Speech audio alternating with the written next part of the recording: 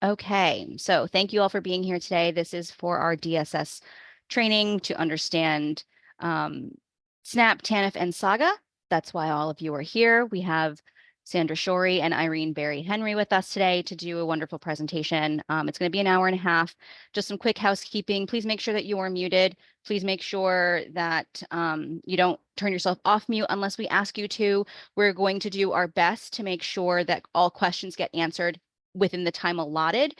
If you have a question, please use either the chat feature or the Q&A feature, and we will do our best to collect that. If we don't have time to answer questions, then Sandra and Irene are going to work with me to be able to get those questions answered after the fact, and we will send a document out to answer all of those questions after the fact. So anything that is asked that isn't covered, you will eventually get an answer. It just might not be today with the time that we have.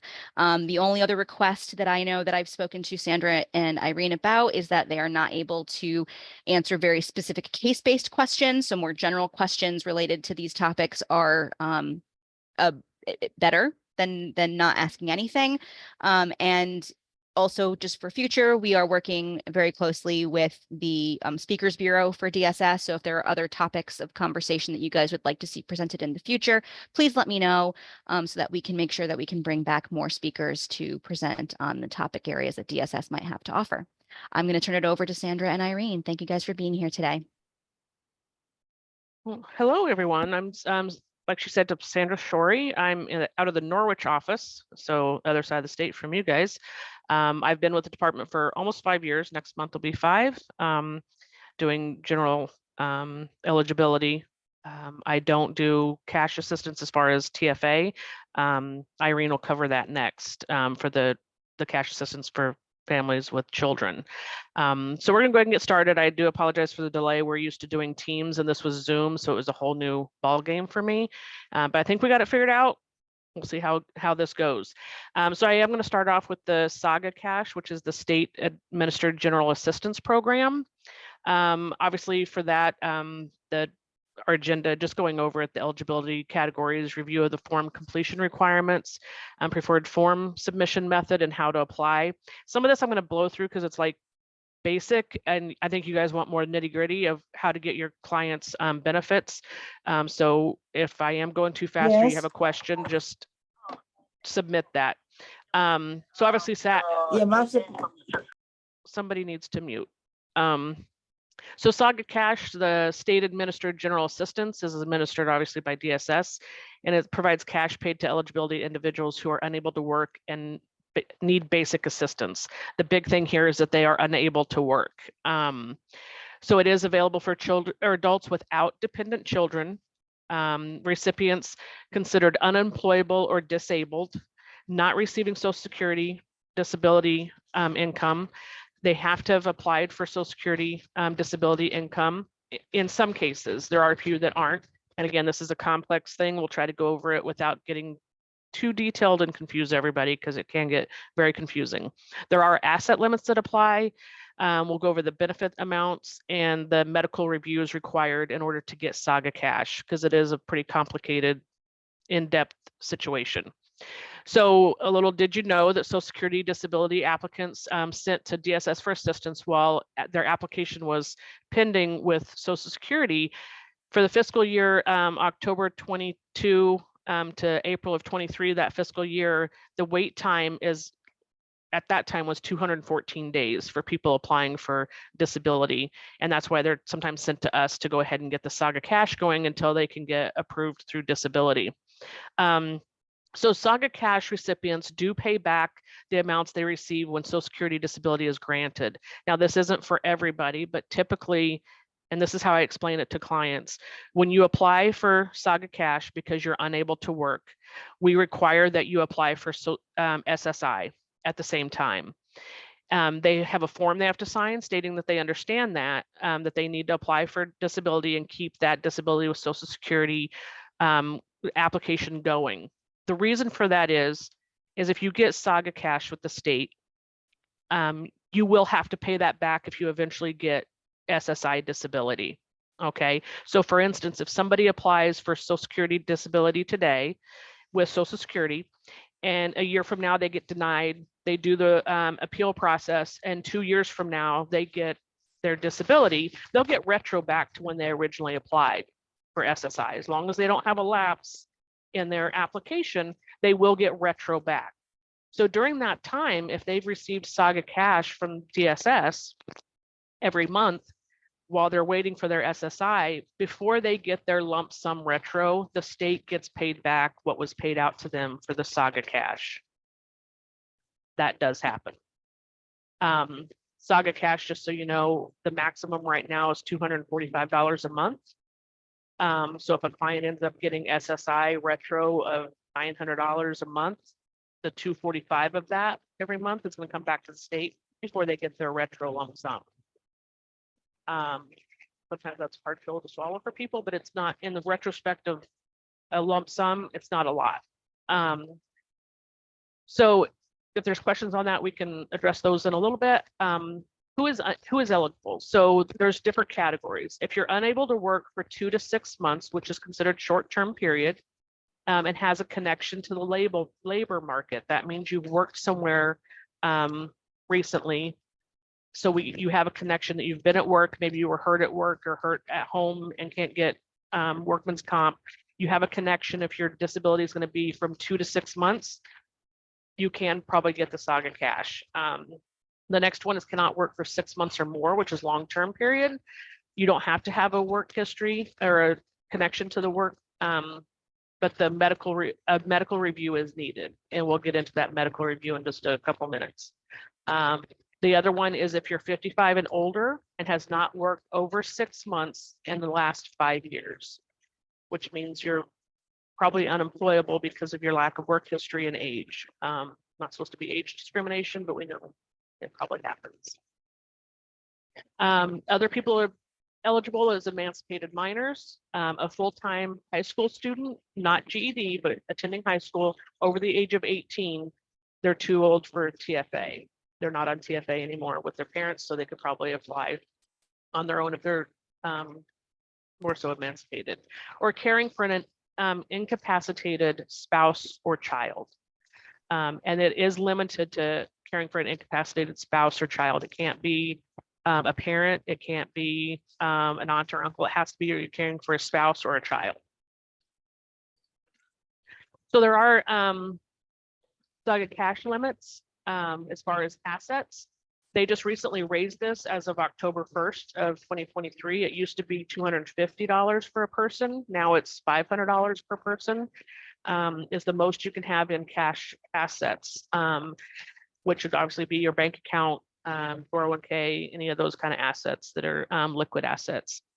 There is a $4,500 car equity exclusion. So if you have a car that's worth under $4,500, then you'll be okay. If it's over that, let's say you have a car worth $5,000, obviously we would take the 500 that's over, and you're still under the $500 asset limit per person, you would be under the asset limit for that. Home property is excluded. We don't look at home property at all. Income limits must be less than the cash benefit that's being paid out. Again, I said that it's $245. So if somebody reports that their family's giving them $100 a month to help out with whatever, the max is $245. So if they're getting $100 a month, they're only going to get $145 from us because it is dollar for dollar. Okay, so necessary eligibility forms, you do have to apply with the W-1E or an online application. There is a medical packet that would be provided by DSS or CCC, which is Colonial Cooperative Care, and we'll go into that in a couple of slides. There is a W-300 SA for the doctor to complete, the W-303 for the applicant to complete, the 303A is permission to share medical info, and then there's the W-650 to be completed by the applicant. I know that all the 300 ones are on our website. If you go into the DSS website, you can find those forms if you do want to print them and get going with the client, if they do need to fill out medical packets and stuff to get the SAGA cash. I don't believe the 650 is on there, but I could be wrong. And we will give all these slides to Lindsay afterwards to send out to everyone, so you have this information if you're trying to frantically write notes. But these are the medical packets that have to be done if you're in the 6 months or more category for longer term disability. So the 300 form, this is just showing a little bit of the beginning of it, that if the doctor, this is the one that the doctor fills out, if they mark that you're going to be less than 2 months or 2 months, but less than 6 months, they stop there and continue on further down. It doesn't have to be a full packet if they feel that it's less than that, as long as the doctor's saying that it's a smaller amount. We don't have to have the big packet go to our medical providers to review. So short-term unemployment or unemployability, they don't complete the entire form. Like it says, they'll complete up to page 3 and page 10 only with the signature. Unable to work at least 2 months, but less than 6 months. A new 300 form would need to be filled out if they end up being disabled longer than 6 months. So you'd have to almost start over. And then the application for Social Security disability is not required in this instance because it's such a short-term situation. The 300 form, back to that, if it is 6 months or more or 12 months or more, they do need to fill out the entire packet. An additional medical review is required, which we'll get into that in just a second. So long-term unemployability, the entire form must be completed, unable to work at least 6 to 12 months or more. The 300, the form is sent to the medical review at Colonial Cooperative Care. That's our team of doctors, basically, is what I tell clients, that reviews the packets and decides if the client is medically unable to work. And they do have a much lower threshold than Social Security. A new 300 form is required at the end of the disability period as determined by the medical review. So Colonial Cooperative Care can determine if they're only unemployable for 6 months, a year, 2 years. So whatever they decide that the client is unemployable for, the time period, that's how often the client will have to redo those packets, okay? And in this situation, if it's 6 months or more, the client does have to apply for Social Security, and we have to have proof of that they've applied. So then the page 10 is just a signature. It does obviously needs to be signed by the doctor. Again, these packets go to our medical team, Colonial Cooperative Care. The doctor's packet does have the mailing address and fax number for them to send it in directly. Clients, we give them an envelope to mail it in themselves. They do notify DSS when the packets have been reviewed and their determination has been completed. They send a notice back to us so we can go ahead and approve or deny benefits based on their findings. The medical review team, they determine if the client's unemployability, and they're unbiased and professionals. So they look over stuff. I'm not going to get into the boring stuff of that's up on the screen, but I will let you know that they do have to review the information within 30 days of them receiving it. Right now, they've been pretty good about within a couple of weeks, they're getting that information back to us at this time, but we have seen periods of time that it does take a little bit longer for them to get the determination back to us. The biggest delay is the client getting their medical packet and the doctor's medical packet back to them. Usually it's the doctor that takes the longest. So the client supplement of medical form, it's similar. The client's supplement form, they have their own packets very similar to the doctor's, that the client has the opportunity to tell their health problems and how they are affected by them. We can help them fill this out. Honestly, they say that we can. If they're walking in, we'll try to sit down with them, but it's very unlikely that we'll have staff available at this point to sit down with somebody to fill that out. Hopefully they have, providers in the community that can help them with that.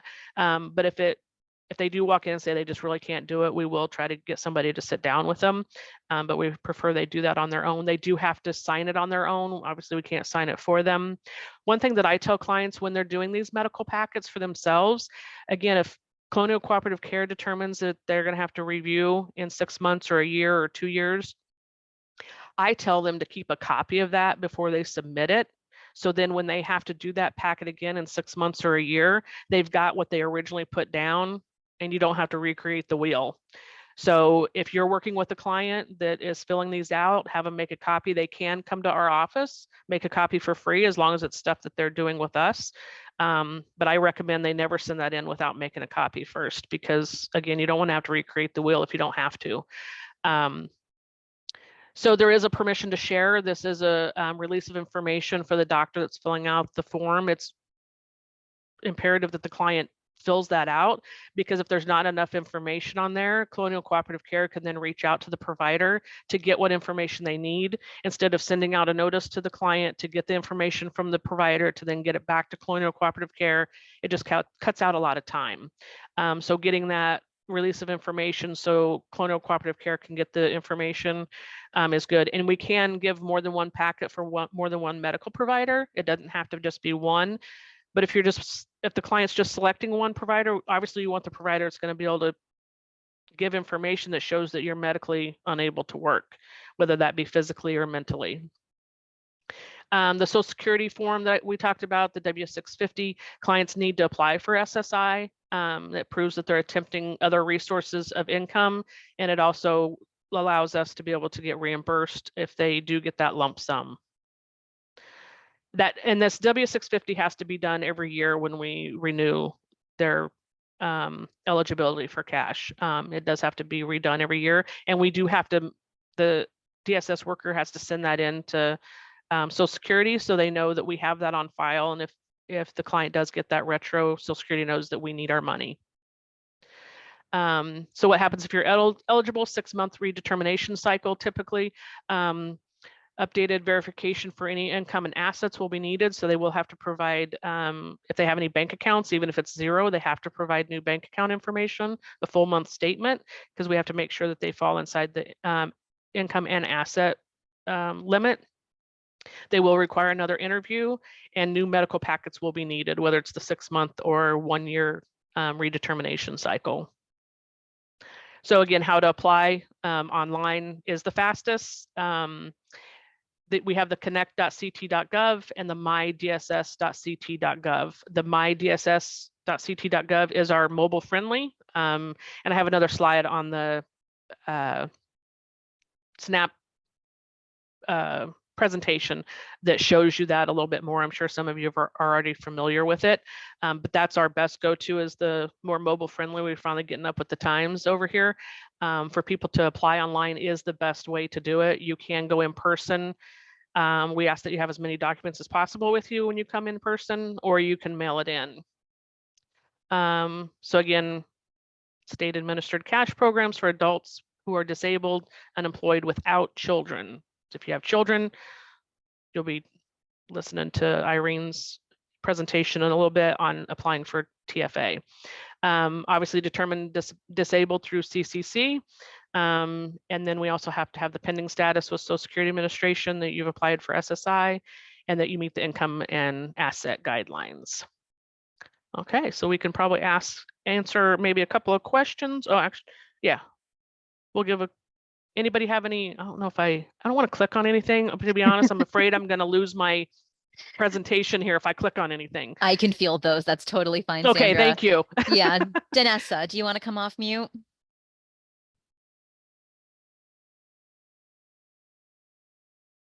Danessa Pack, I see your hand is up.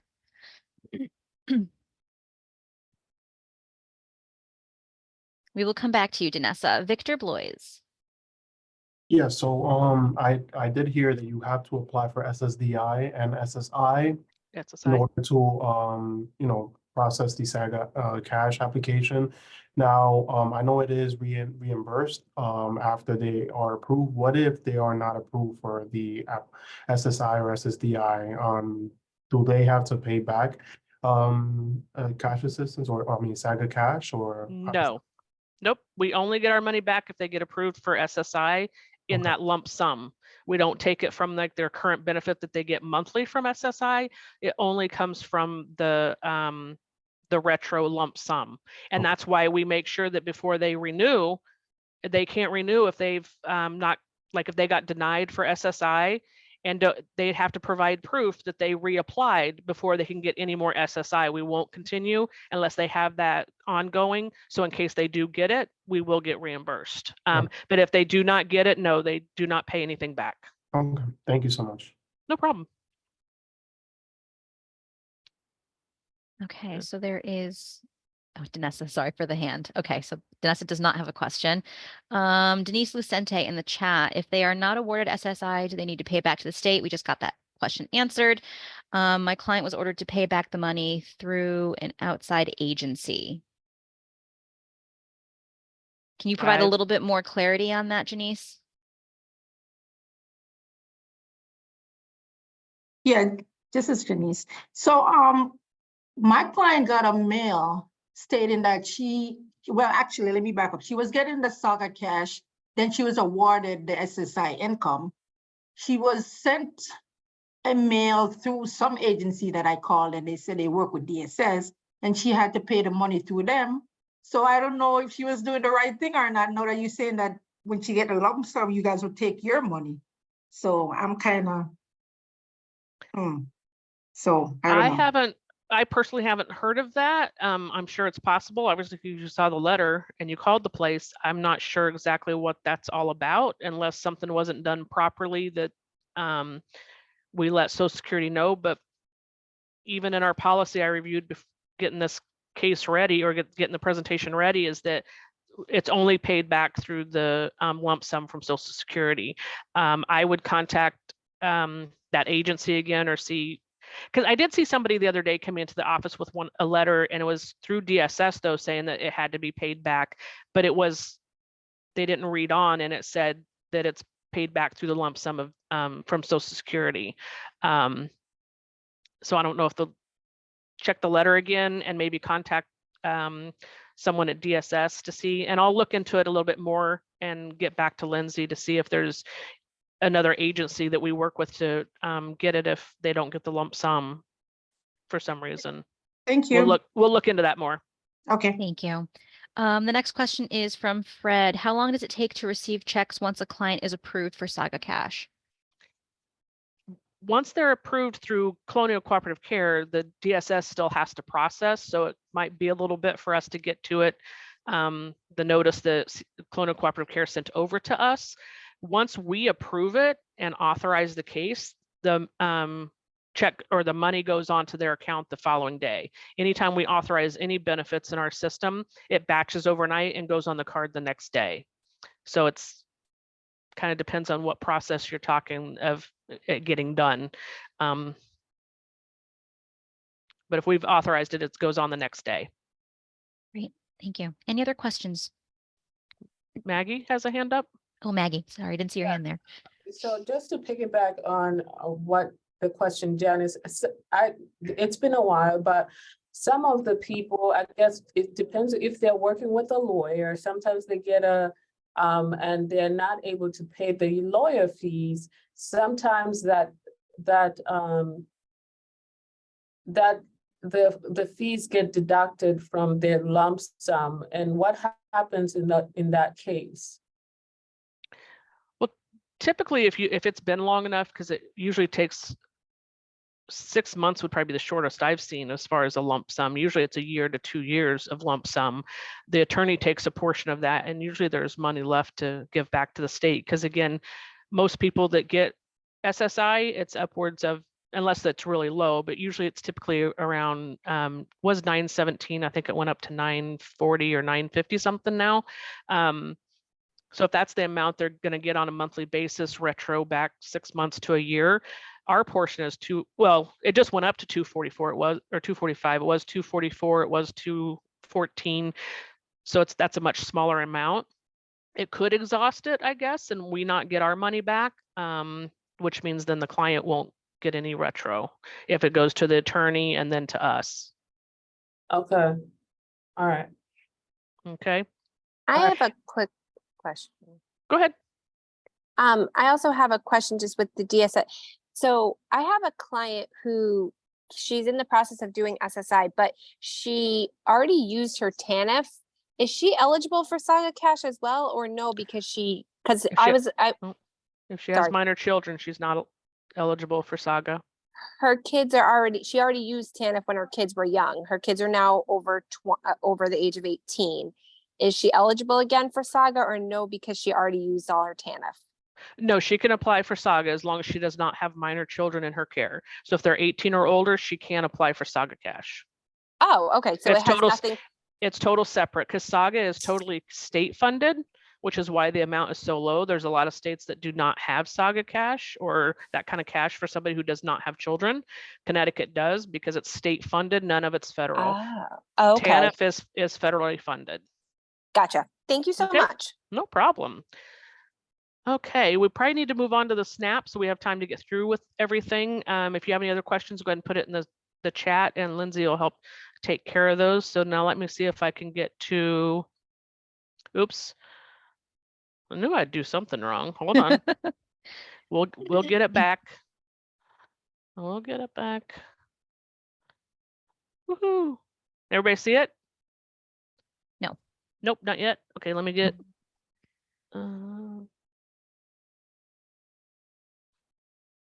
oh my Lanta.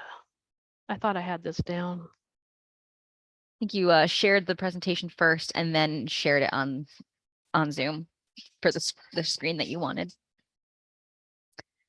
The other question, would you get back pay for the time you were waiting to get approved for SAGA cash?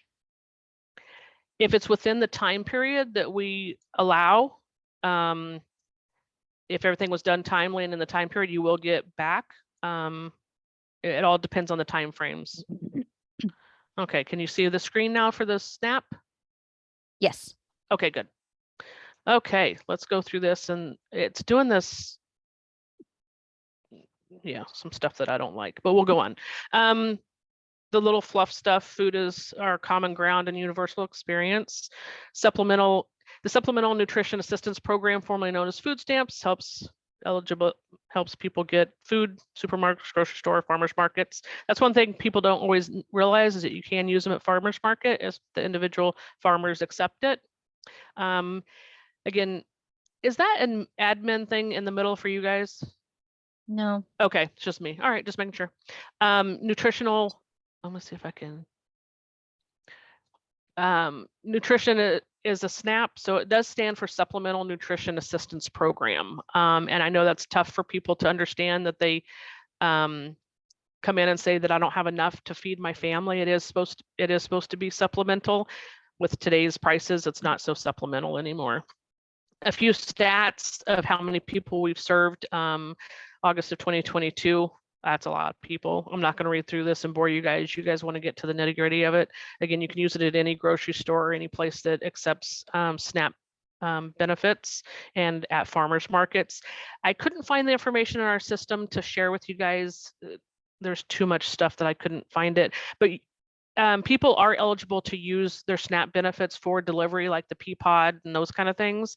But if there's a delivery fee, they do have to have their own money to pay for that. SNAP will not pay for the delivery fee, but they can do delivery for their SNAP benefits. If they've got the money on their card and use it, sometimes there's a limit to how much you can purchase.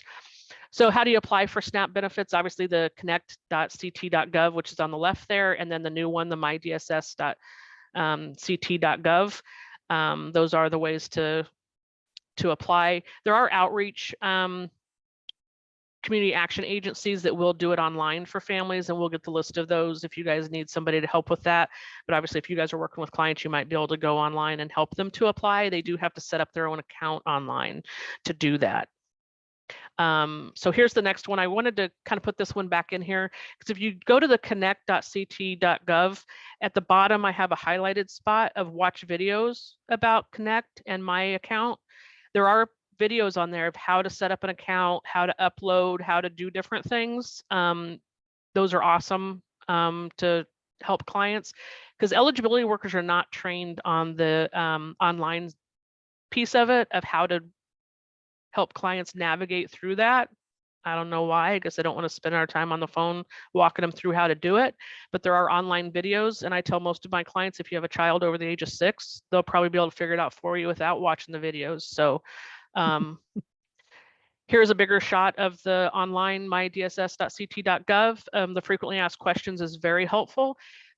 We let people know this is a mobile-friendly site, and mobile-friendly in that when you go on your phone, you don't go to the app store to download the app. You just go to the site, and there are instructions on the frequently asked questions on how to save the icon to your phone so that you can then navigate through that. Whichever site you go through, it's the same username and password. It kind of guides to the same place. I encourage clients to not lose their username and password because you do have to get it reset. You cannot, I repeat, cannot create a new account. You have to use the same account. So then you have to call IT and wait for them to get back to you to reset your password. So they need to really hold on to that.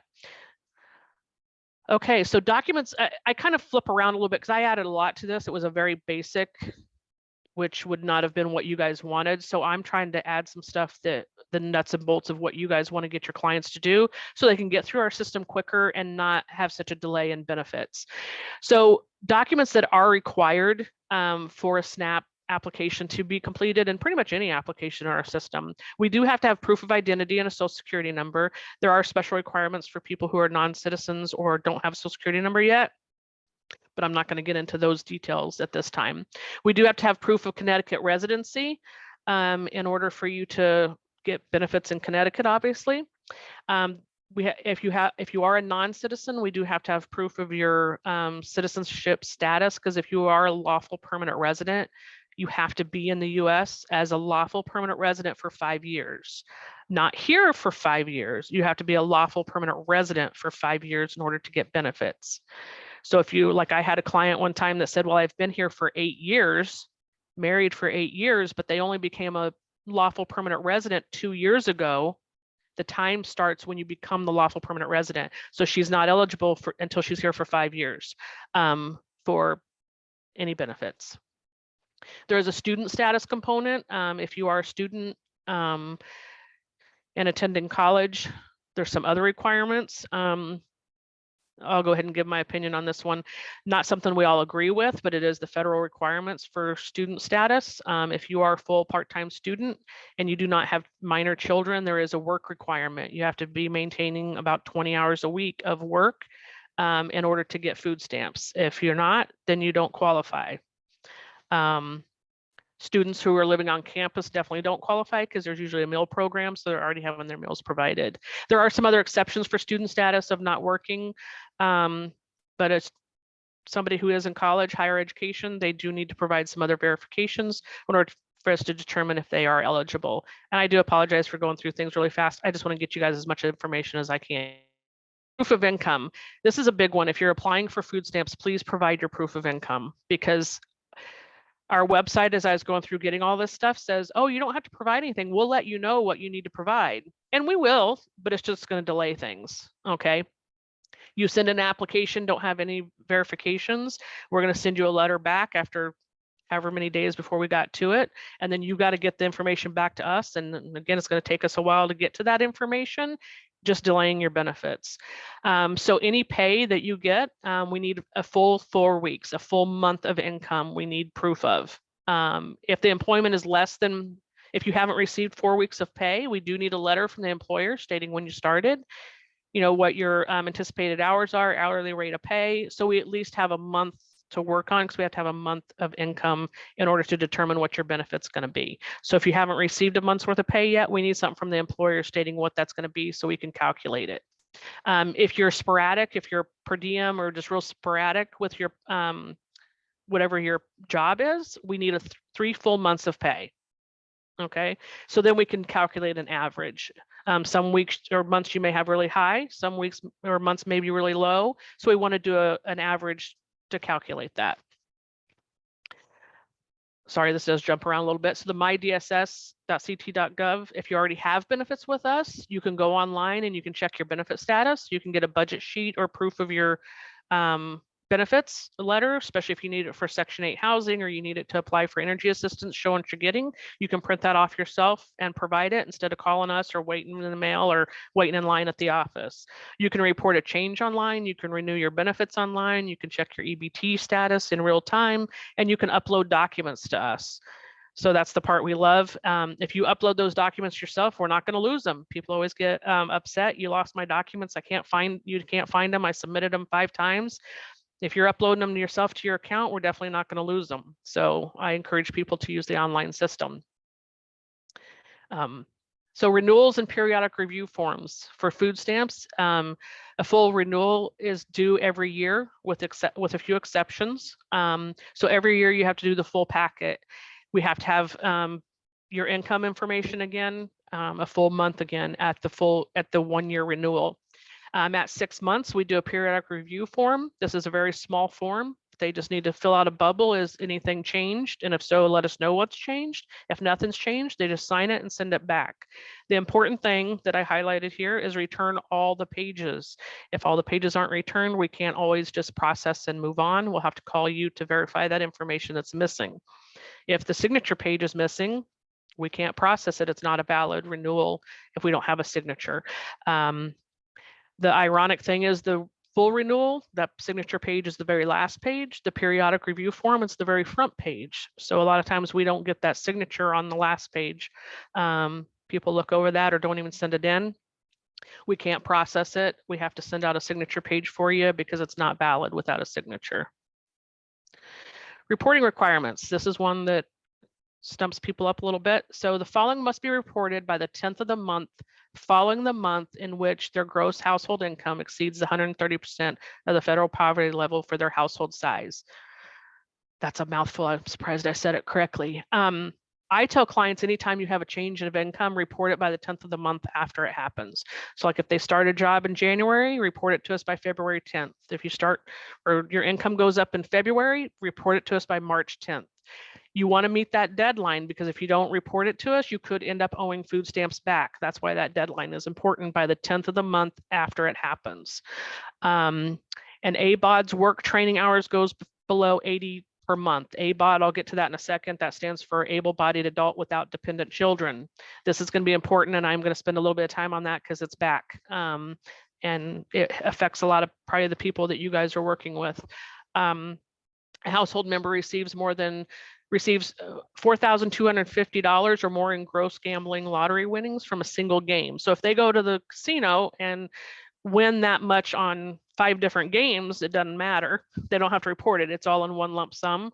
If they hit one big and hit the 4,250 or more, they do have to report it to us because it will affect their benefits. Anything, I tell clients when I have them on the phone, anything under that, we don't really care, but I'm sure Uncle Sam's going to want to know. So reporting income ending. This is one that trips people up a lot too. When reporting income or a job ended, the client must provide proof of that. Clients get hung up all the time on that they report to us that this job ended, now I'm working here. So that maybe they stopped working at Dunkin' Donuts and now they're at McDonald's, just for an example. If they don't provide the proof and we can't see it in our system, because there's a lot of employers it's not in our system that we can't see, they can report that Dunkin' is done and they're at McDonald's now. We're going to add the McDonald's income in, but we're not going to end Dunkin' Donuts, and more likely they're going to be over income and close out until they provide the proof that that job ended. And the proof needs to be a letter from the employer stating their last day worked, last day paid, along with the last pay stub so we can end that income correctly. Preferably on letterhead, but it must be signed, dated, and a phone number. If it's not signed and dated with a phone number, we will not accept it. So these are the things you'll want to pay attention to if a client's providing stuff, and help them to get that information if possible. If they have a letter from a person that's giving them money, so again, we have a lot of clients that mom and dad gave me money, or grandma gives me money on a monthly basis, and we've already verified that. If they stop, they have to get a letter from that person stating that they stopped giving them money and when. Again, it needs to be signed, dated, and a phone number where they can be reached. Because if it looks kind of suspicious or just looks kind of off, we will call to verify that the client did, or that the person did provide that. We've seen them, I've seen several from a supposed employer that signed it and provided it, and I called and they're like, we didn't provide that. So that's why we have to have the phone number. If self-employed, like doing odd jobs, people don't realize that any job, any income that you have coming into your hand, any money coming into your hand, we count as income. If you tell us you're out collecting cans and turning it in for the now 10 cents, we count that as income. So it's falls under odd jobs. So that would be just a self-attested letter stating when they stopped, again, signed and dated. Go ahead and put the phone number just in case you haven't updated your phone number with us. But those are the requirements. There's a lot more to that, obviously, but I wanted to hit the main points. So here's the ABOD time limits. ABODs are, again, able-bodied adults, ages 18 to 52. We do cut it off at 52, who have no dependent children living with them. Unless exempt, an ABOD can only receive SNAP assistance for 3 full months in a 36-month period. That's 3 years. This rule just came back into effect, I think it was the end of December or beginning of December, because it was in effect before COVID hit. And of course, everything went away with COVID. And it's pretty big. So people who have been receiving SNAP benefits all along, if they come up for a renewal and they're able-bodied adult without dependent children and they're not working, they're not going to get any more benefits because they received 3 full months in a 3-year period. There are exemptions, obviously. There's always exemptions to everything. So they're exempt from the general work requirement if they're pregnant, experiencing homelessness, a veteran, experiencing physical or mental, that's supposed to be barriers, I apologize, barriers to work. And there are currently 137 towns that are exempt, and it's based on the town's unemployment rates. So that does change periodically. Before COVID hit, there were a few towns that were still on the exempt list, but every town was going to go off the exempt list and there was going to be no exempt towns. And then COVID hit and everybody was exempt again. So that does change periodically. I can get the list to you guys so you know which towns are exempt. Now I know a lot of you are probably freaking out right now with the ABOD, you have to have an exemption. So if there's a client that says that they get a worker on the phone and they say, I just have work anxiety, I have a lot of anxieties, I have a hard time, that worker can give them the exemption. We typically want it from a doctor or a physician if they have a mental health issue or something that prevents them from working, or a physical, something physical that prevents them from working, because this is a pretty harsh limit to put on. So we do kind of want the verification of that, but individual workers can give that exemption. But we try to get it from a doctor first. So I'm sure there'll be a lot of questions on that, but that is a rule that's back for people who are able-bodied and just not working. You're not going to be able to collect food stamps all the time unless you're working. And the work requirement is 80 hours a month, which is about 20 hours a week. And we do have to have the pay stubs to show that. So if somebody's been kicked off because they've used up their time limit, they will have to provide a full month of pay stubs to show that they're meeting the 80 hours a month before they can get back on. So who's required to be on an application? A household is all the people who live together and buy and cook food together. You do not have to be related. If you're living together and purchasing and preparing together, everybody has to be on the application together.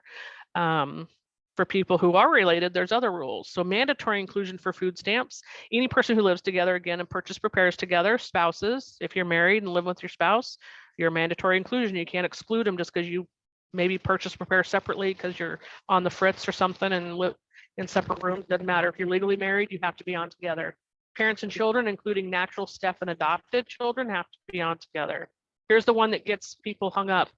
Parents, married or not, if 2 parents are together and living in a home together with their children that they share, the children under the age of 21, they must be on together. It doesn't matter if you're not married and maybe you're not purchasing meals with that person. If you live together and share children together, you're a mandatory inclusion. You have to be on the food stamps together.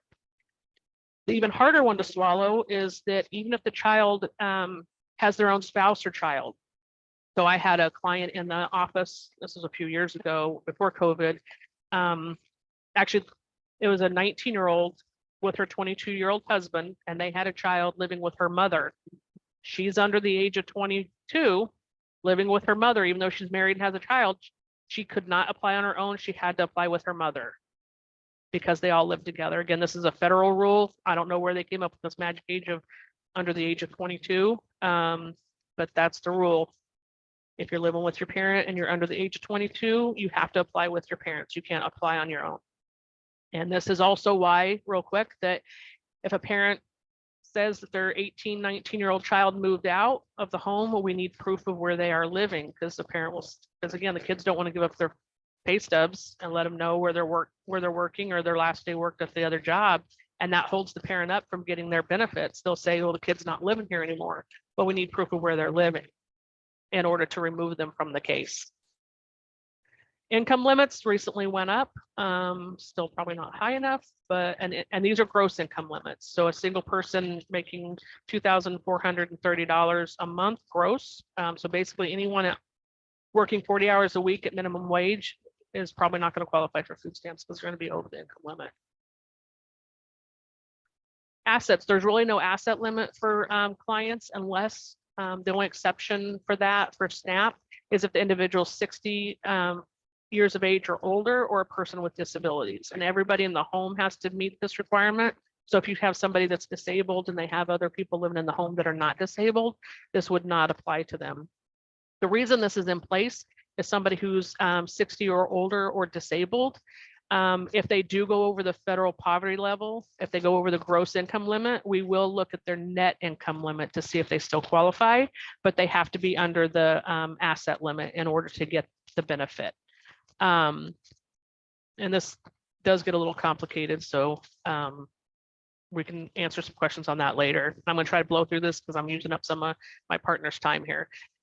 We do not include the home in clients' living or assets, and we do not put a lien on homes. Years ago, I think they used to. That does not happen. The asset limit is only for households. The gross income is more than 200% of the poverty level. Expedited SNAP. So expedited SNAP is what that means, or emergency food stamps, what some people refer it to, is that when the application comes in, our system automatically screens it, whether it's a paper application or an online application, to show that if they qualify or not, and those get flagged for us to process quicker, because we have 7 days to process those. So if your household income is less than $150 a month and your household assets are less than $100 a month, you're automatically considered expedited. If your rent and utilities are more than your monthly income before deductions, then you are expedited. And then a migrant worker, we don't see a lot of that. So is what this means though, is that we get your application, we look at it, we consider you expedited or needing emergency food stamps, but maybe we still need your pay stubs, or we need verification of something else, maybe child support or something. We will go ahead and give you the month of application, but the month after, the following months, you will not get anything till we get the verifications and process it. So that's all that means. If you, we'll still have to get a card to you, or if you have a card, we'll get it on, it'll be on the card the next day for when we process it. But we do have to get it out to you as quick as possible. We do not have cards in our office. Those have to be sent out of central office. We have clients come in thinking we're going to hand them a card. We don't have access to those. They took that away a long time ago. Here are the benefit amounts for a household of one. The maximum is $291 a month. That just recently went up in October, and it goes up from there, the monthly amount. And again, this is the maximum. Some people will be lower. I think the lowest amount that goes out is, I think, $16 a month. Your EBT card, this is obviously what they look like. Some clients can get confused because the EBT card and your medical card looks exactly the same. The best way to tell is if you flip that card over the bottom right hand corner, if it says Quest, that's your food card. It can be used for food or for your medical, but the medical card that does not say Quest can only be used for medical. Okay, what you can buy, what you can't buy. Basically, you can't buy pet foods, cigarettes, alcohol, soap, paper goods, diapers, hot or prepared foods. So if you go to the store and want a rotisserie chicken that's cooked and hot, you can't buy that with your food stamps. You can buy it if they put it over in the cold section. It's not hot and ready to go anymore, but you can't, like grinders already made, those things you can't buy. They want you preparing your food and make it stretch as much as you can. SNAP for seniors. Oops, I did a new one. This is supposed to be 3 years. So seniors, or disabled, if their only income is through like Social Security, they don't have money, income coming in from an employer that changes frequently, their cycle, renewal cycle has been moved to every 3 years. And they do not have the periodic review form that's halfway through. So only people who have income from an employer or self-employment type stuff that's going to change that we can't see. Social Security we can see. They're on a 1 year, but anybody else is on it's actually a 3-year cycle now. Okay, if you remember nothing else from this presentation, remember this one. Submitting documents to us. If it's a document that you're either dropping off or mailing in, not uploaded, because uploaded, it goes to your case, we see that. If you're dropping off or mailing it in, it's imperative that they write on every document exactly this client ID and put their 9-digit client ID number on it. That way it gets associated with their case and doesn't sit out there floating in never land. We'll find it eventually. An example I like to give on this is I had a client come into the office and said that I submitted the documents, you guys lost it, I've done it several times. They didn't put the client ID number in, they just put their name. And in this case, the girl's first name was Melissa, but spelled with 2 L's and 1 S. When the worker typed it in, humans are typing this stuff in to get it into our system. They spelled Melissa the way it's supposed to be. Well, not the way it's supposed to be spelled, I apologize. The way it's normally, you see it spelled. And I ended up, sometimes I'll look by different ways of spellings, and I found it under the way that you typically see it spelled, and it was in there. I've also found other documents that it's just, again, a human typing it in, spell it wrong. Another document a client did send in one time, it was a letter from someone, and they put it under the person's name who wrote the letter. Errors happen, we're humans. They could even key in the client ID number wrong as well. But if we search, our searches to look for documents for clients is not like Google. If we don't spell it exactly, we're not going to find it. People with multiple last names, it could be in the system under the first last name, the second last name, it could be hyphenated, it could be crunched together. So we have to try all those avenues. So the most that it's usually not found or we can't find it in our system is because of the name situation, if there's multiple last names. But if they put this client, just like this client ID number with the number on it, it will get associated with their case. Clients who just put the numbers, the 9 digits, it's not going to go to their case because the person scanning that document in does not know if that 9 digits is your client ID number, your case number, or your social security number. So they can't associate it if they don't know it's the client ID number, because somebody's client ID number could be somebody else's case number, and we don't want documents in the wrong case because clients have access to their documents if they want it. So very imperative, make sure that they provide anything, they put this on the case. Snap opens doors. Okay, I blew through that really quick. What time do we got here? Level 2. Okay. To be fair, I Want some had to do questions? 2 presentations. Anybody have some imperative questions that they want answered? Steve? Yeah, Steve, raise Yes, sorry. So is it safe to say that the because I've used the client number to like arrange trips through VEO for some of my clients. So that's basically the same. I think I was using the right number, just being sure that it's the right 9-digit number, just being sure we're talking about the same thing. Yeah, client, they'll only have one client ID number in their lifetime. There's very few exceptions that we will give a client a new client ID number. They always have to maintain the same client ID number. It's just important that you give them the full 9 digits, because some people do start out 00 and they'll drop those zeros, and it has to be the 9 digits when you're providing it for a client. Well, I just know that in HMIS, they have a different client ID number, which is not 9 digits, about like 5 or 6 digits. So, I mean.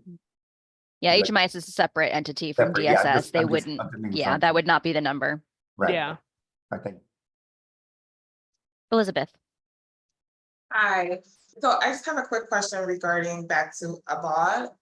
Are clients being informed and made aware of the changes? So like you have mentioned the criteria, right? Like if a person has been on it and they're eligible for working, I'm just curious, like if a client is already receiving benefits, the SNAP benefits, are they getting a heads up? Like, are they being informed ahead of time versus just being cut off? A while back, notices did go out to clients separately, I believe, about the ABOD rule coming back. And anytime we do anything on a case, a notice of action that goes out, it is included. But let's be honest, when we send out notice of action, there's a whole lot of stuff that comes with it that even my eyes glaze over and I'm like, what is all this stuff? Because we have to send out the fair hearing, all this other legal jargon stuff that has to go with the notice of action. And it does state in there about the ABOD rule, but if the clients aren't looking through all of it, they're probably going to miss it. But it has gone out to let clients know that the ABOD rule is back in place. Because we've had clients call in going, what's this about? I'm working or I have a kid. And we're like, don't worry, you have the exemption or whatever. But it has gone out because we've had clients call in freaking out about it. Thank you. I see that Irene has been answering some of the questions in the chat. Thank you, Irene. So one of them good. was, if you don't have any income, Irene had said, if you have expenses and no income, you'll need to verify how you're taking care of the expenses with no income. Exactly. That's a big red flag for us. If you report that your income is very minimal or no income, but you report you have expenses, we need to know how you're paying for that. That's a red flag for us. Someone said, if the person has dependents and the ABOD does not count. Can you confirm that? Correct. If you have, because again, it's for able-bodied adults without dependent children. As long as the dependent children are in your home and on your case, if it's a shared custody kind of thing, and maybe mom has SNAP with the kids and dad does not have SNAP with the kids, but he's got it on his own, he doesn't get the ABOD rule because they're not considered in his household. Okay. I see Irene, Allie said, what's recommendation for folks who have extreme delays or trouble in getting the letter from their previous employer? For example, if employment was terminated or perhaps ended tumultuously. Irene, I see that you said if the client has the phone number of the previous employer, the work can attempt to reach out to this employer to verify. If the worker is unsuccessful with the call, then it'll still be the responsibility of the client to submit that information. Yes. My advice to clients, and for you guys to share with your clients, if a job ends, get it immediately. Even if it was a bad separation, get that immediately. Just the other day, I tried to call for a client to the employer, and happened to be a public school system, to call to get that verification, because workers can call to try to get that. But this school system, they actually had caller ID. It came up that it was the Department of Social Services, but she said, I can't give that because there's so many spam things out there that they can duplicate the numbers. It could be a spam person calling in. They don't even trust the caller ID. So they're not going to give that over the phone because they can't verify who I am. So I think a lot more employers are going to go to that, and it's going to be up to the client to get that. There is a form we can send out. It takes quite a while that we can send out to an employer, tell them to let us know. We have to give them, I think, 20 days to get it back to us. It just delays the process. There is a way to do it, but it really delays it. So the client getting those verifications as soon as a job ends, even if they only did 2 hours of orientation, it's going to show up eventually, and we're going to need proof they're no longer there. That's good to know. Thank you. The next one, someone asked if you could just go back to the screen with the maximum amounts. That was a few slides back. The other question is, for ABODs, is volunteering or training still an option for them, or is it work only? It is training. I believe there is training with that. If they're in a training situation, obviously if they've got children, they're automatically exempt. But if they are in training of some sort, not just school, because if they're just in higher education college, they have to maintain the work requirement. Okay. So there are exemptions that people can get through. Great. Can you elaborate more about non-immigrant status? For example, a client who has paperwork pending with immigration. Unless there are a lot of exemptions, or different rules for people who are here as asylees or refugees, and those are handled case by, well, there's workers that are specifically assigned to that because there's different rules for it. They can possibly get it if they provide the proof of their, we have to have that proof still. So it is a process. We do have people, refugees, especially the Haitian and Cuban entrants are handled separately if they're not a lawful permanent resident. So there are exceptions to that. There's many folds to non-citizen that they just need to apply, and the process will be done as for their situation. Okay. If the client's in a household program like rapid rehousing and doesn't have an income, how do they note that they have rent, but that the program pays it? So would they, I think the question is getting at, are they just reporting their own portion of the rent if that's the case, or the full amount of rent? Yeah, or I was going to say, my question was more like, when we're filling out the application with them, it says they have rent, but rapid rehousing is not like a permanent supportive housing. It's only temporary. So sometimes we make them pay like $25, or like, do we just like, that's what I always get myself hung up on how to help my client answer that question the best. So, you know, and they don't have any income. So if their portion, you definitely want to fill it out with what their portion is. And I think on the application, whether it's the paper or the online, does say how much you pay and is it subsidized? And if so, how much does the subsidy pay? For instance, like people with Section 8. If you're putting down that they have to pay $25 and they don't have the income to pay that, we are going to question that. So is what you would want to do as a worker is if that's being waived for right now, you'd want to provide a letter on your letterhead stating that they do need to be paying $25 once they are able to do so. And that maybe once they start working, they're going to have to pay it like the retro back. You want to provide a letter stating that so we know that, again, they have the expense once they start working, but that they don't have it right now, because otherwise we'll red flag it of how are they paying this with no income. But then also with rapid rehousing, sometimes it's supposed to increase each month too. Do we not know? Like, do we just say what? Because that's how the program's supposed to be. That's why it just gets tricky. It's just what they're paying now, because we can't put in future, or at least not too far in the future. If it's going to go up, then they would just need to provide a new letter of that their rent went up. But if they still have no income or it's very minimal income, they're probably going to get the maximum anyway. So the rent going up isn't going to really change their benefit if they're getting the max. Okay. So if the program's paying for the full amount, you wouldn't put that they have anything, that they would owe $0, correct? Yeah, I'd put 0 and that's like a subsidy type thing and how much the subsidy is paying, or the grant or whatever it is. That way we know that it may be coming. To ask, so the next worker 6 months from now asks and make sure that it's reported accurately if they have a rent at that time. Okay, thank you. Super helpful, Sandra. I had several of those questions when I was a case manager myself as well. So yeah, it's good to know. If the employer does, this is in relation to the previous question of trying to get verification from the employers. If the employer does not reply, what happens then? And I think you sort of said that you guys have the ability to send out a document. It just takes a long time. But what if there is for some reason, like an employer is completely cut off any communications with the person? What would their recourse be in that situation?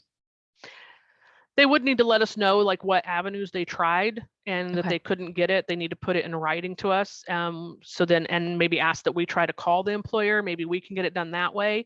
If not, the client needs to write down what they've tried, that when they last worked, that they're no longer working there, whatever the situation is. So then we can send out the notice if we can't get a hold of the employer to give us that information, because we do need it. The form we send out to the employer, when it comes back, we'd need something from the client as well in writing stating when their last day worked was to go with that. Because if the employer doesn't provide the letter in the time that we ask, then we can go on the client's statement.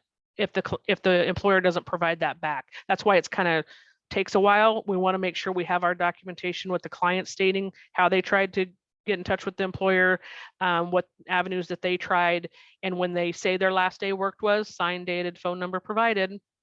If the employer gets back to us with the form, great, we can end it. If they don't get it back in the timely manner, then we can go on the client statement. But only if the avenues have been tried. We can't do client statement without trying all the avenues. Got it. That's helpful. I see a couple people are asking if COLAs need to be reported. So the cost of living adjustments. Like through Social Security, no, we see that the system automatically updates for that. Okay. And then does jail or prison, or does time in jail or prison count towards 5 years for SAGA cash? There's I don't know. Yeah. Earl, I don't know if you can. Well, if they've just recently out of jail, obviously they weren't getting when they were in jail. They would have their time would start over as long as it's been 3 years. So they would start over if they were in jail, because their benefits get cut off when they go to jail. Okay. Hopefully that answered that. I think it did. And then if a person does not qualify until the person lives in the States for 5 years, why would DSS send the gray card to the person in the denial letter? This was reported to me. Again, it's not a perfect system. That's an auto-generated, I believe, when the card goes out, if somebody applies, especially if it ends up pending for some reason. if you started a case and didn't get it finished, or maybe it needs to be reviewed by a supervisor before it's signed off on, stuff automatically goes out overnight.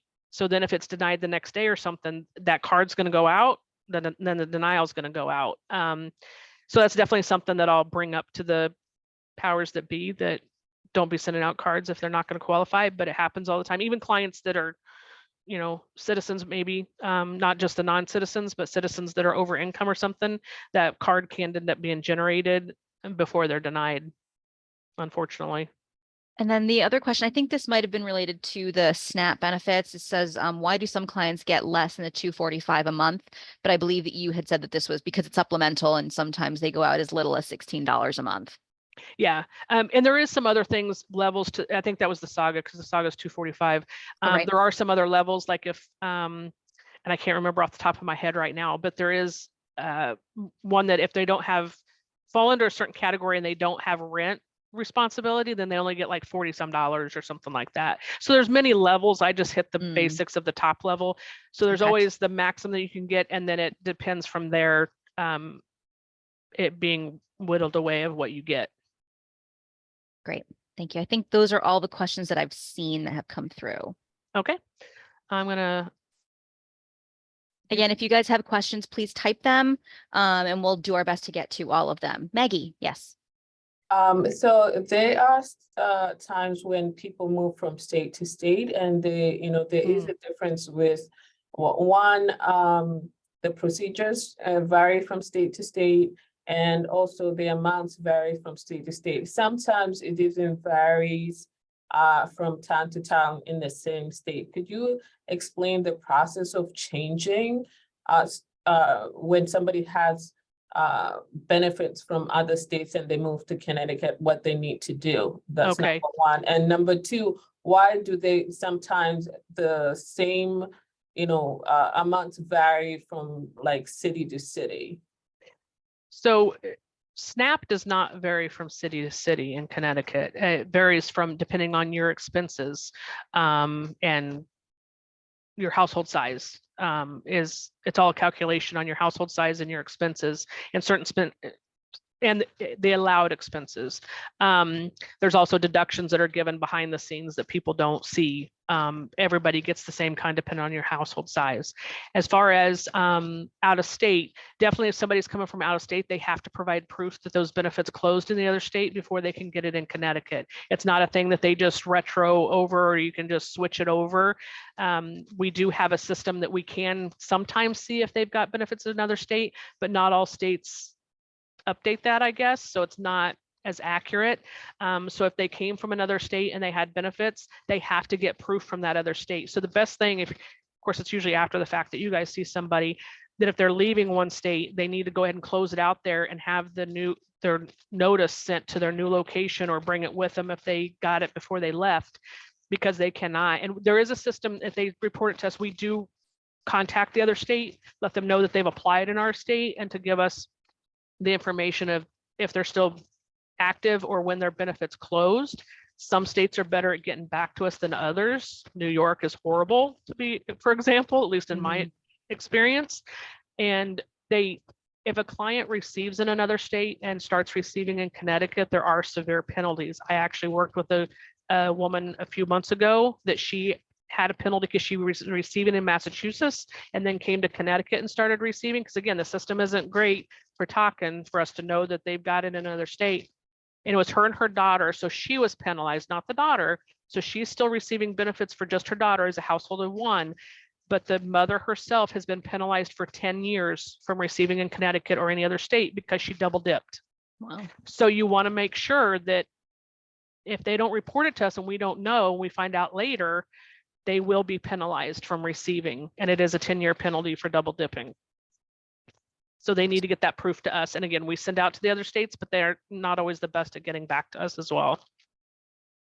I have one more question that came through. For SAGA, an individual over 55 who hasn't worked more than 6 months in 5 years, do they need an SSI application in order to apply for SAGA?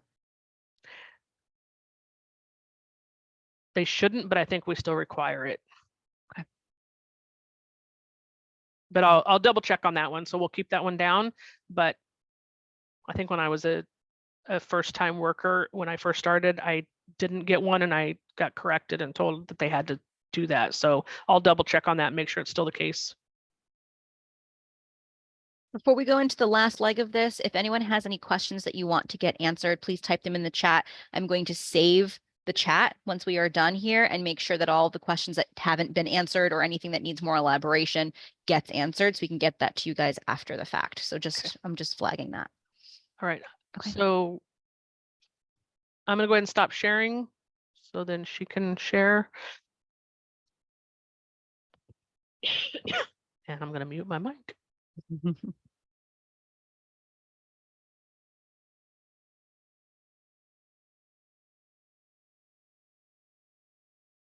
And you are muted, Irene, just FYI.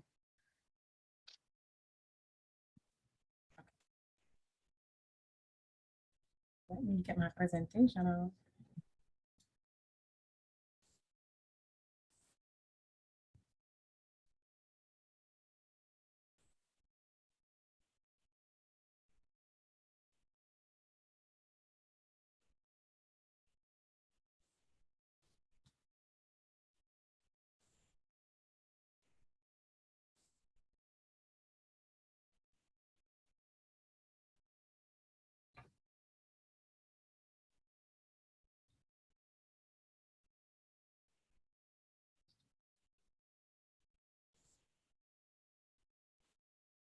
Am I sharing? You're sharing. I can see the whole PowerPoint screen. So if you want to hit the projector on the bottom so it can go to Nice. slideshow on the right, to the right there. Okay, perfect. There you go. Perfect. Nope.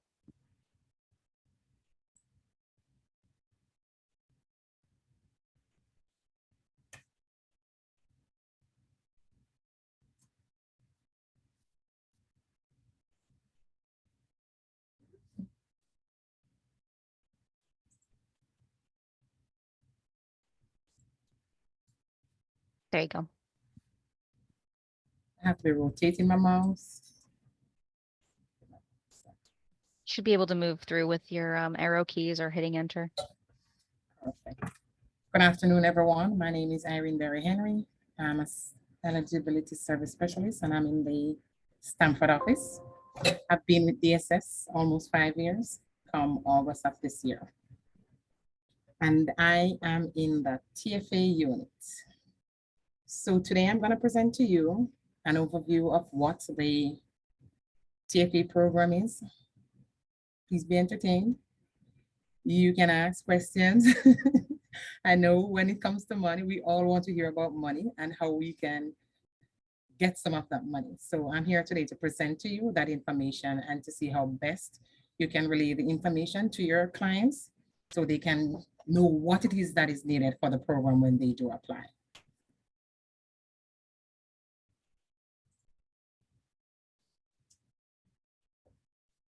Okay. So the objectives of the presentation, we're going to go over the overview of the TFA program. How do families qualify? How can families benefit? We're going to compare and contrast the time limit versus exempt. And we're going to define the child support requirements.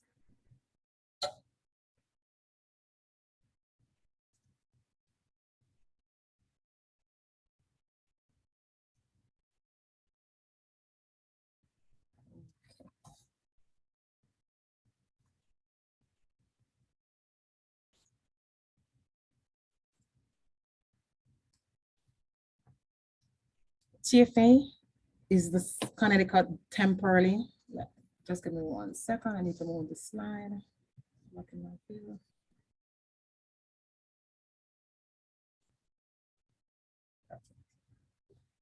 TFA is the Connecticut Temporary Family Assistance Program. TANF is the Federal Temporary Assistance Program for needy families, program that provides funds to Connecticut. TFA is a cash assistance program. It's intended to help families with children become self-supporting. Sorry, I entered a slide.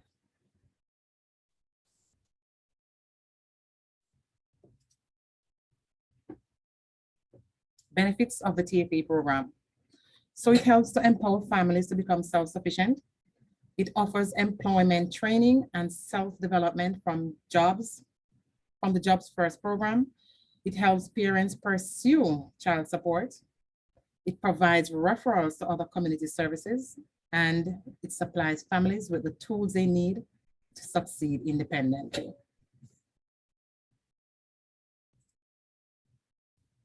Who makes up a TFA household? So families with children under the age of 18. Families with children who are 18 years of age or older, but the child must be a full-time student in high school or vocational program. Applicants must be Connecticut residents. Working and supporting a child or children. The dad or children must live with a related adult, or adult has guardianship through probate court.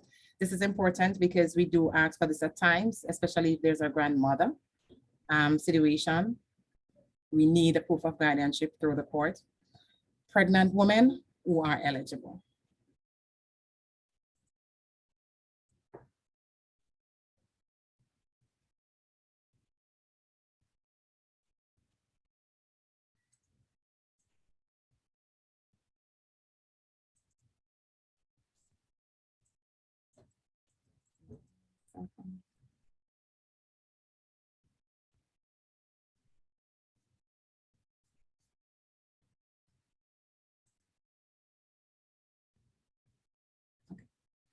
Income and assets.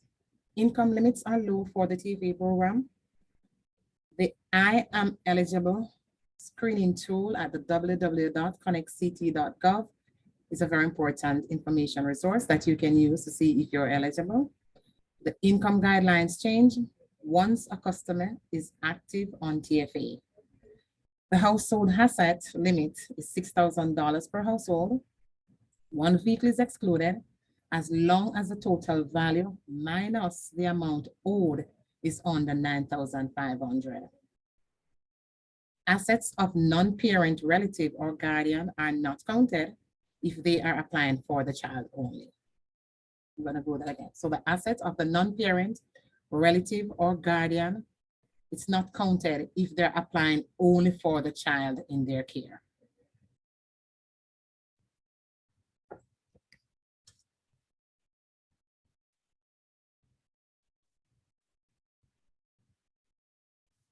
Income limit.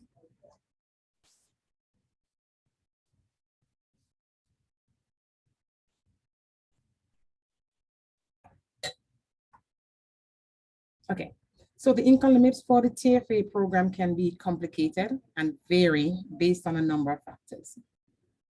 On the screen, you can see a chart listing 3 columns: the standard of needs, the federal poverty level, and the payment standard. When a person initially applies and is working, the income limit is the standard of need for the family size, which you'll see in the first column.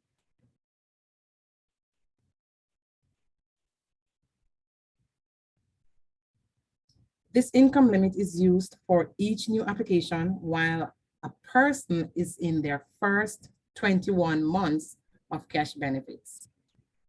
Applicants are given a $90 deduction subtracted from their earnings. So their earnings, for example, a household of 2 people with a monthly earnings of $700 would be eligible for TFA, because $700 minus $90 disregard is less than the standard of need of $669. Irene, can you confirm if that is a monthly income? Monthly, correct. Thank you.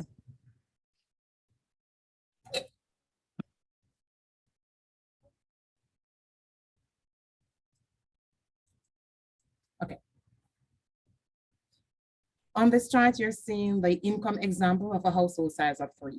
So the initial application number of income, standard of need, $833. Case impact, application is granted. Another scenario, begins working part-time, $1,200 monthly. Federal poverty level, $2,072. Case remains open. Hired full-time, $2,400 monthly. Federal poverty level, $2,072. Case closed over the income. Failed income test. Reapplies for initial 21 months within 4 months of discontinuance, $1,200 monthly. The federal poverty level, $2,072, application is granted. Extensions, this would be after you exceed your 21 months in the state of Connecticut. Extension hours reduced to $850 monthly. Payment standard, $833. Extension is denied over income. So there are different scenarios that contributes to a client being approved or not approved for TFA. And it's one of the more harder cash programs to get on. The TFA benefits amount. So for a household size of 1, mother, father in the household, the child, mother, father, undocumented, the child is a US citizen, that child is eligible for benefits. Household of 1, $489, that's what the child would receive. Household size of 2, $661. Household size of 3, and you can see it keeps going up. I'm just gonna let it linger a little bit there so you can have a look at it.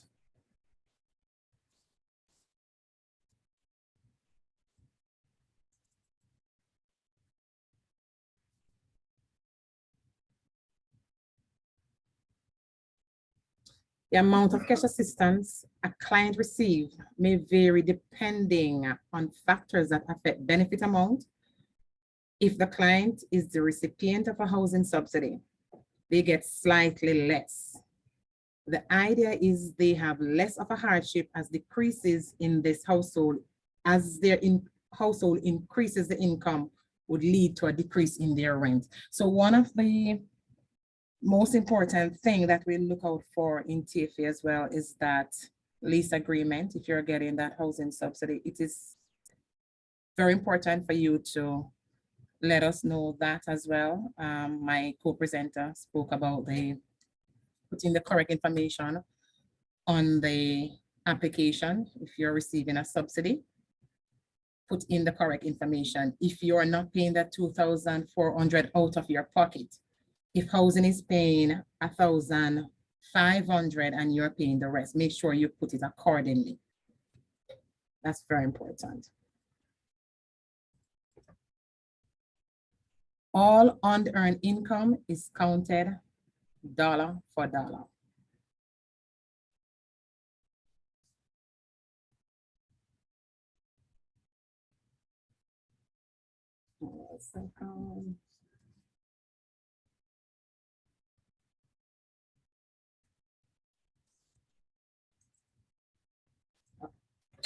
Unearned income sources include income from unemployment, Social Security benefits, child support, other contributions from family and friends.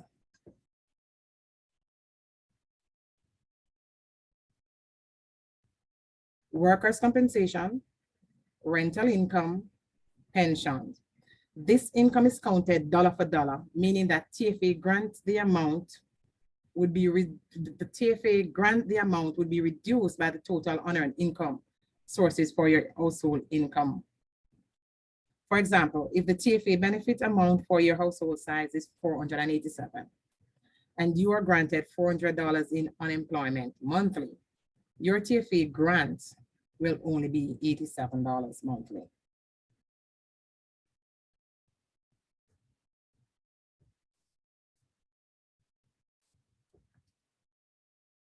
How can families apply? Again, online at www.connectct.gov, the website. You can apply in person at any of the DSS resource offices. Offices are located. Office locations can be found at the above website.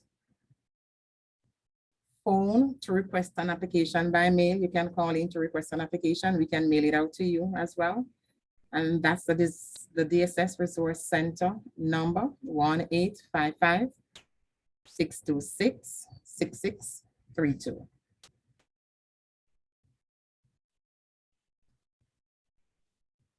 All TFA applications require an interview, and this is very important. It can be over the phone, it can be in person. It doesn't necessarily mean that you have to come into the office to conduct the interview, but it requires the interview.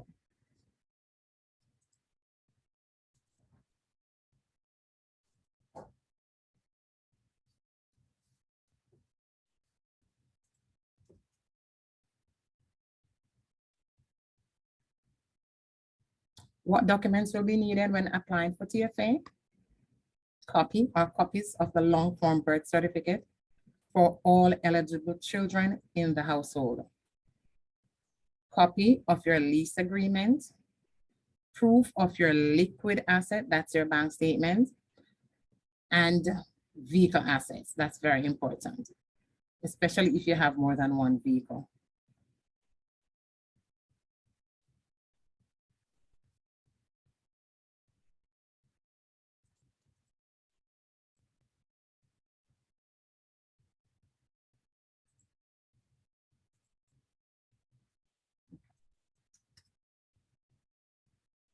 So for TFA, there are certain forms that you have to complete. The medical form that you would submit for the SAGA cash is totally different from what you would submit for TFA. So that we would mail out to you, the number on that form is totally different. So that packet, that medical packet would be the W1461. So if you're in the office, we would send that information, we'll give you that information. If we conduct the interview online, we would mail it out to you. So you would make sure that the medical practitioner completes the packet in its entirety and you return it so we can continue to process your application. And you use this packet if you're claiming that you will not be able to work. You need the cash, you're not able to attend the JFIS program. So that's a very important one, sorry.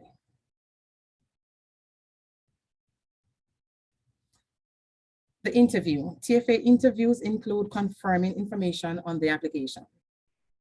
So when we call you for the interview, these are the things that we look for. Whatever you put on the application, we want to make sure that that is really what you intend to put on the application.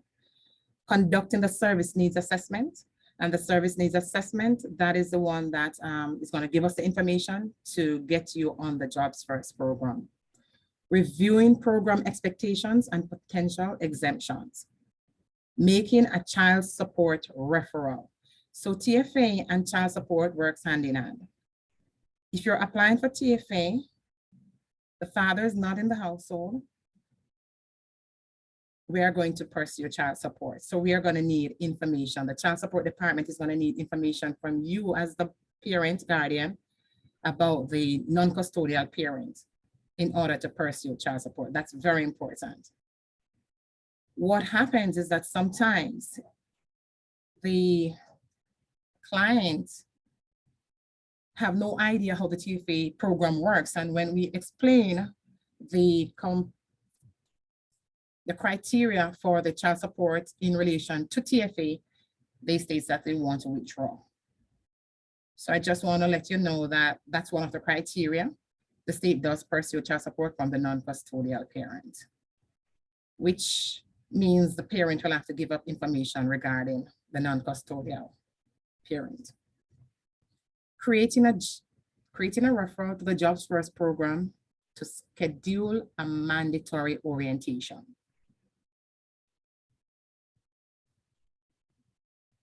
Okay.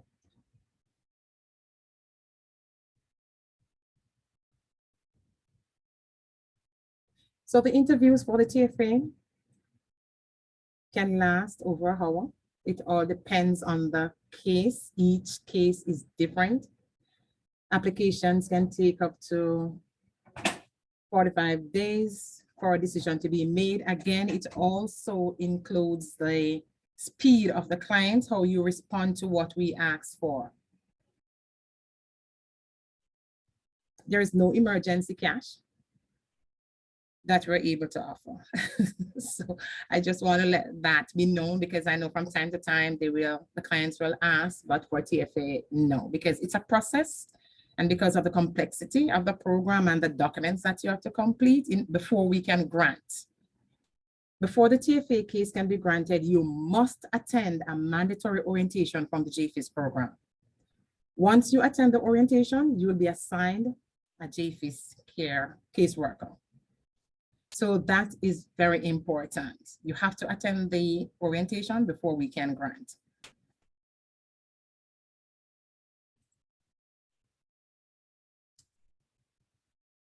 JCIF participant responsibilities, which is also the Jobs First program.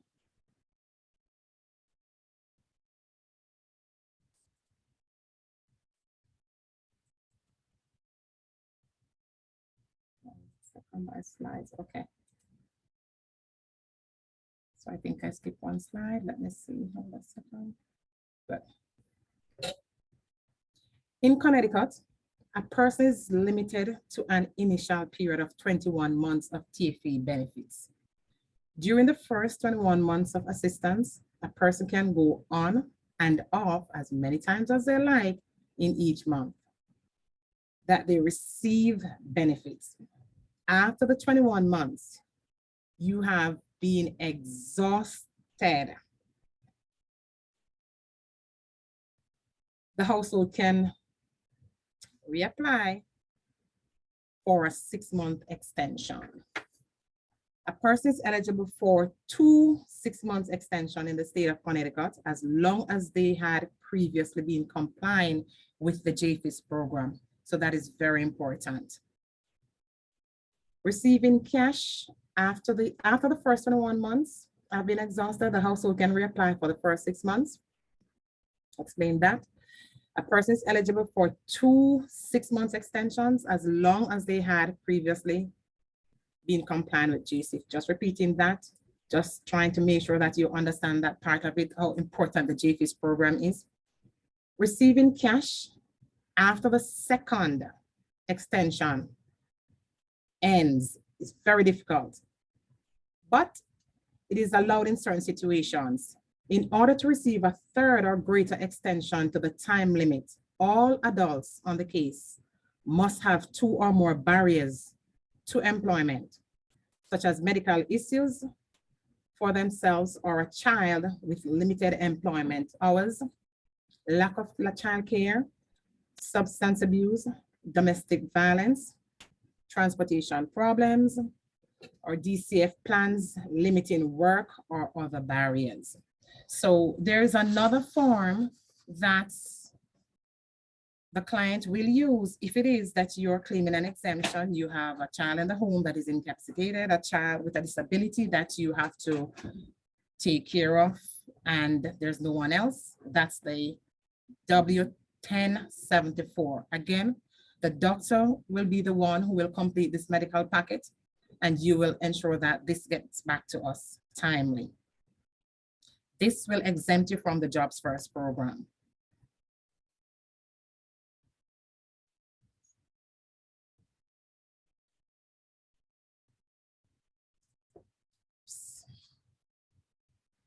JCIF participation responsibilities. You have to make sure that you attend the initial orientation before we can grant. Participating in all employment plan activities, accept job offers and advancements, no quitting, reducing hours without good cause, childcare and transportations are available. So that's where, as it relates to the childcare and transportation, if it is that you don't have childcare, you can apply for Care for Kids.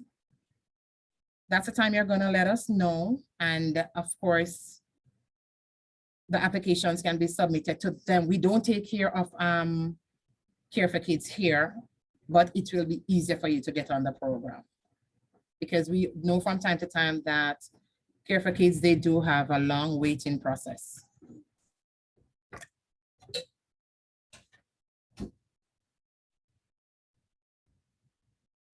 TFA exemptions, the time limit.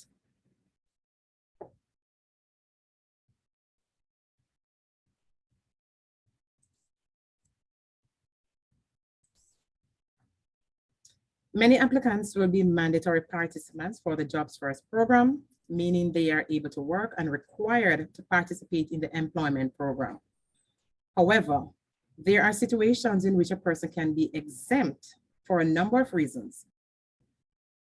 Exempt means the applicant is not required to participate in the JFIS program. We also do not count the time they are receiving cash assistance while exempt towards their time limit discussed on the last slide. The most common situation in which a person would be exempt from the Jobs First requirement include the following. The adult recipient is unable to work due to their own medical condition, or they are needed in the home to take care of a child, a spouse, or other family members living with them.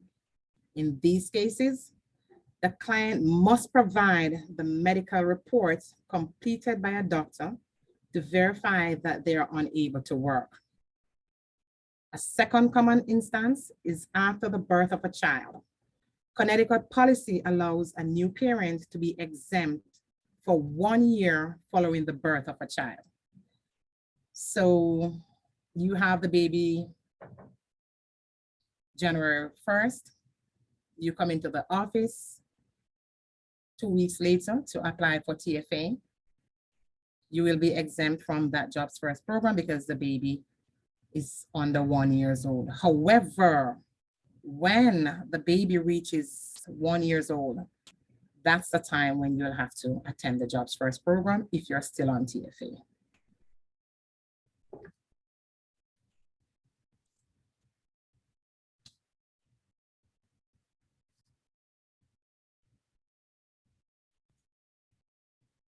Minor parent under 18 and attending school,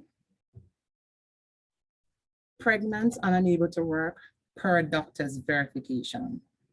So you can be pregnant and you're healthy. You have to submit the doctor's report that states that you are high risk, unable to work, in order for you to get that exemption. If not, you have to attend GPs. Child support requirements.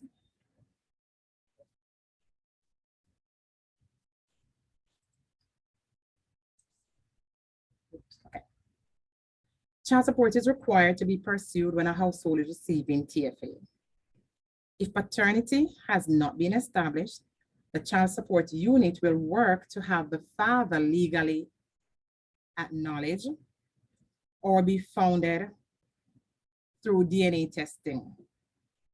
If paternity has not already been established, the mother must complete the acknowledgement of the paternity form, which is a V56. That's another document that you would have to complete for us.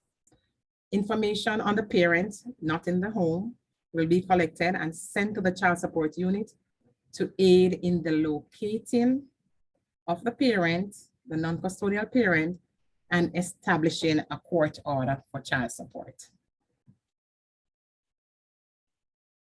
So there are times when a client, there are different circumstances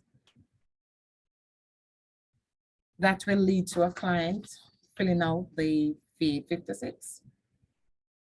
Child's father is not on the birth certificate. The name of the father is not on the birth certificate. there might be a situation where the mother states that she doesn't know who the father of the child is as well.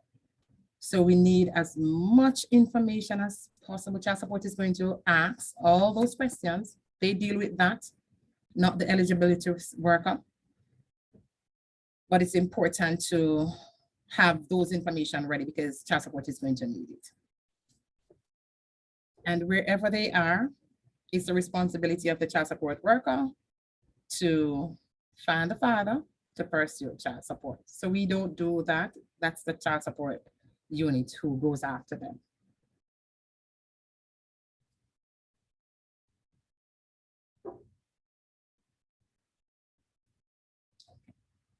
The custodial parent applying for assistance will need to provide minimal child support information. That's what I just stated before they are granted for each child they want to put on TFE. There are times when a client will apply and they don't want to give up the information regarding the father, and they still need the cash assistance. So you have to give us the information that we want in order for us to grant the case. And again, child support will be the ones who will go after that information.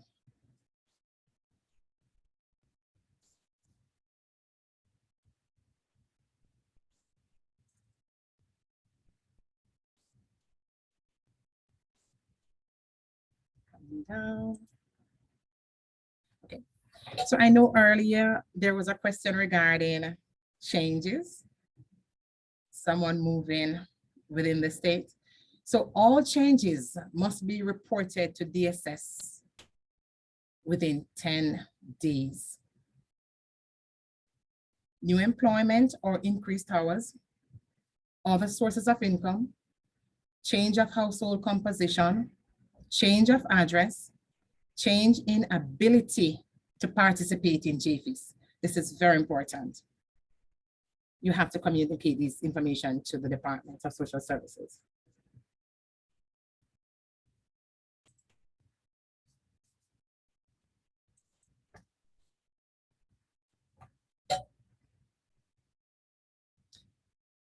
DSS has a family cash program for families in need, known as TFA.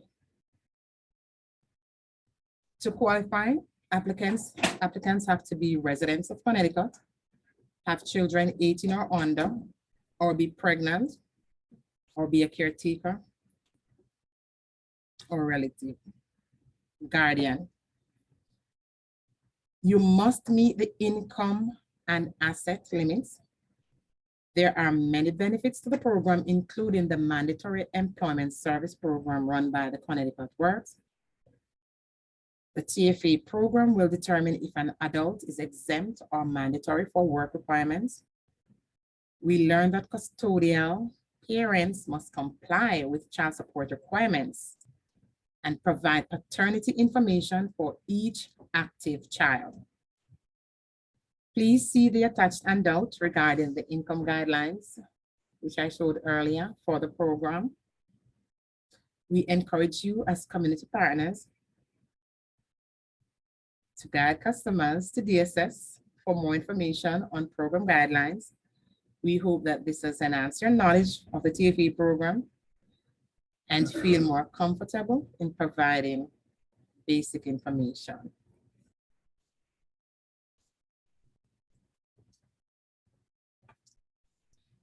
Thank you. Thank you, Irene. That's very helpful.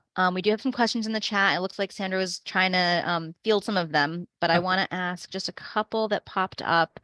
Let's see. What if the father is in jail or lives in another country? How would DSS receive information from them? Sandra said that the client must provide as much information regarding the father as they have so that DSS can locate and determine if they're able to put the child on child support.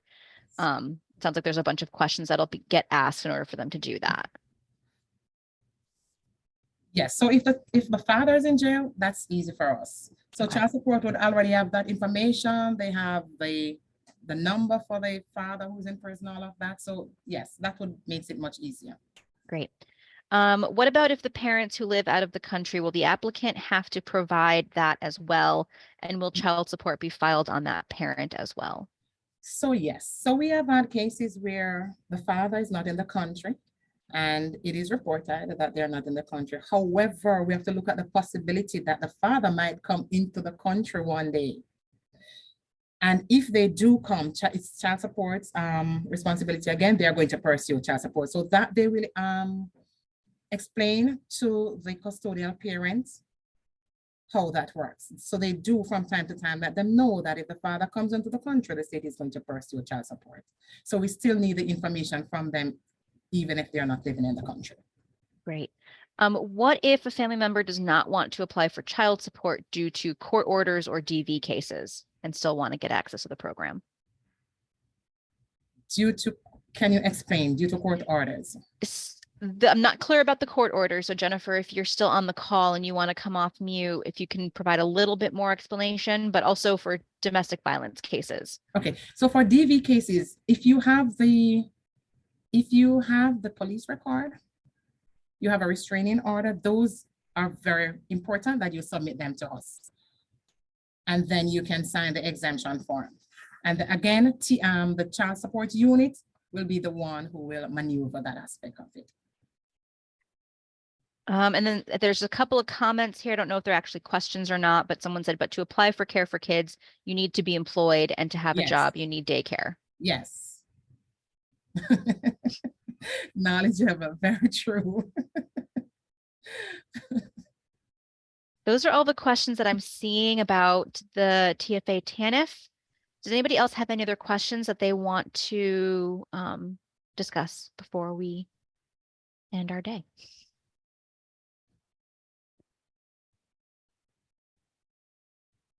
Okay. Thank you both. This was incredibly helpful. This was lots of great information. For those of you who are still here, thank you for toughing it out with us. I am going to, like I said before at the beginning of the session today, there is a question.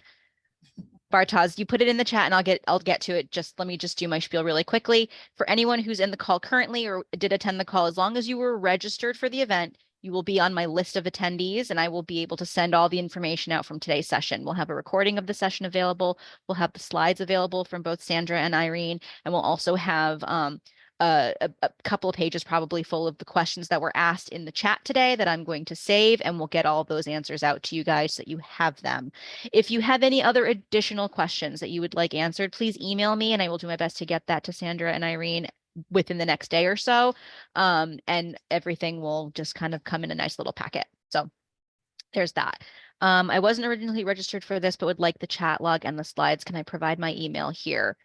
You can certainly do that. If you're in here, if you're in this room, I don't know, unless you're on someone else's account, which might be the reason why you weren't originally registered. But as far as I'm aware, the way I had it set up was you could not be in this room if you did not hit the registration. But yes, you can certainly send the email here and I'll see it in the script for the chat. The only other thing that I have is I did put a link to a survey up at the top of a little bit up in the chat there. If you guys will take a second to just complete that, we would appreciate it. It's going to give us some good information on it, on the types of topics and areas that you guys would like to discuss in the future, so that we can either have members from the Speakers Bureau from DSS come back and do additional content, or we can cover other areas for everybody that is here. So thank you very much. Sandra, Irene, I appreciate you guys. Thank you so much for today. Thanks for hanging in with me despite the technical difficulties. Yes, thank you, everybody. Thank you. And thank you guys. I'm going to hit the stop button. All right, thank you.